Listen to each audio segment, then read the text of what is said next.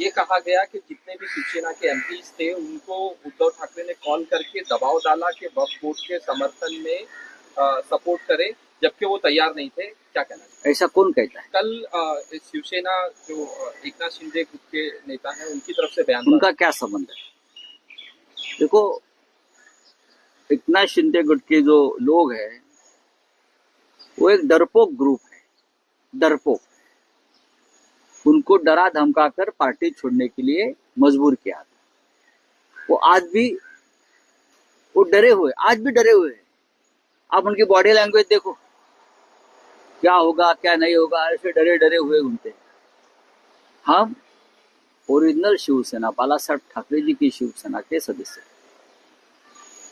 हमारे पर कोई दबाव नहीं डाल सकते। जब ये लोग पार्टी छोड़कर जा रहे थे तब भी दबाव था ना, तब भी दबाव था हमारे ऊपर। जो आज जो हमारे सांसद है या एमएलए आज जो है उनके ऊपर दबाव था, तब हम दबाव में नहीं झुके, तब हम डट कर खड़े रहे। तो आप कौन हमारे पे दबाव डालेगा? किसकी हिम्मत है? हमने एक निर्णय लिया जो in the interest of nation, राष्ट्रीय एकता, और हमने जो वोट किया है बिल के खिलाफ, मैं मानता हूं ये जो बिल है उससे हिंदुत्व का कोई संबंध नहीं। ये लोग लगा रहे हैं, उसमें क्या संबंध है हिंदुत्व का? मुझे बताइए। ये पूरा बिल है भ्रष्टाचार को लीगल फ्रेमवर्क में बिठाने के लिए बिल लाया है। जो 2 लाख करोड़ की जमीनें है ना वक्फ की, वो ये सरकार को या सरकार के जो लाडले उद्योगपति व्यापारी है उनको गमन खाना है। तो हम भ्रष्टाचार के खिलाफ वोट किया है, और हम जो ढोंग है बीजेपी का उसके खिलाफ वोट किया है। कोई दबाव नहीं है।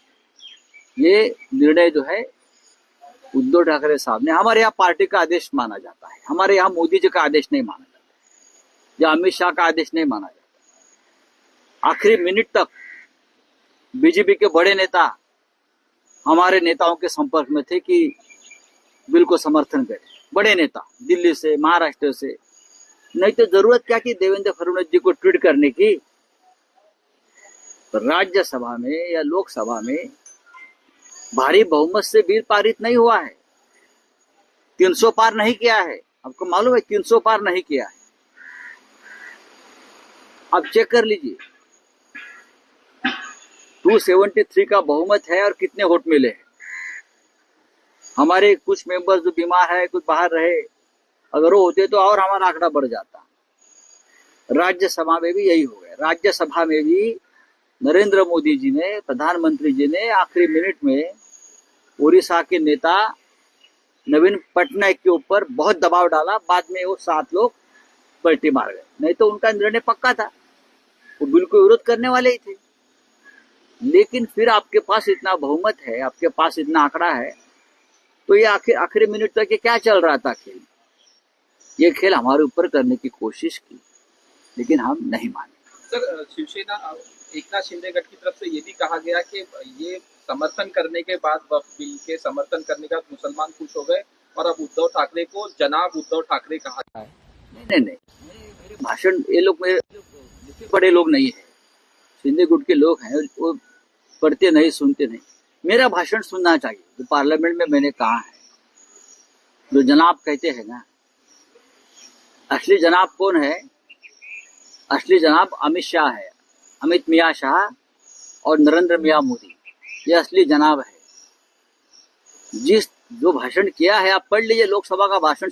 ये लोग क्या बहरे हो गए थे क्या लोकसभा में?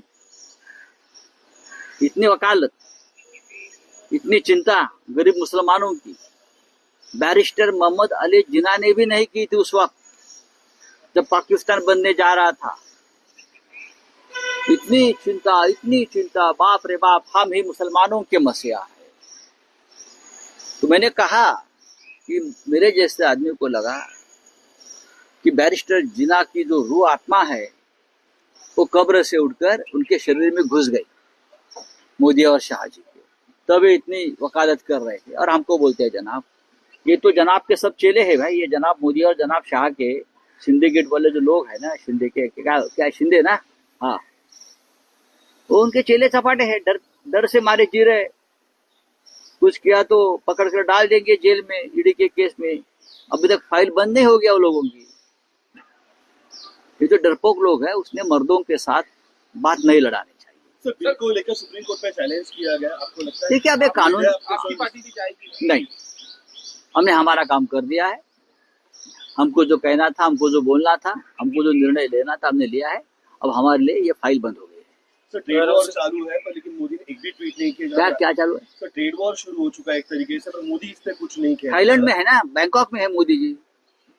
बैंकॉक में उनका ब्रेन का मसाज हो रहा है।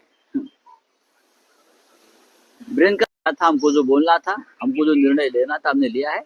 अब हमारे लिए ये फाइल बंद हो गई है। सर, ट्रेड वॉर चालू है, पर लेकिन मोदी ने एक भी ट्वीट नहीं किया। क्या चालू है? सर, ट्रेड वॉर शुरू हो चुका है एक तरीके से, पर मोदी इस पे कुछ नहीं किया। थाईलैंड में है ना, बैंकॉक में है मोदी जी। बैंकॉक में उनका ब्रेन का मसाज हो रहा है। ब्रेन का मसाज होता है, ब्रेन का ये जो होता है ना, वहां जाकर फ्रेश लगता है लोगों को। बैंकॉक, तो बैंकॉक टूर पे है मोदी जी, तो उनके अंदर वो बैंकॉक के ट्वीट कर रहे हैं ना।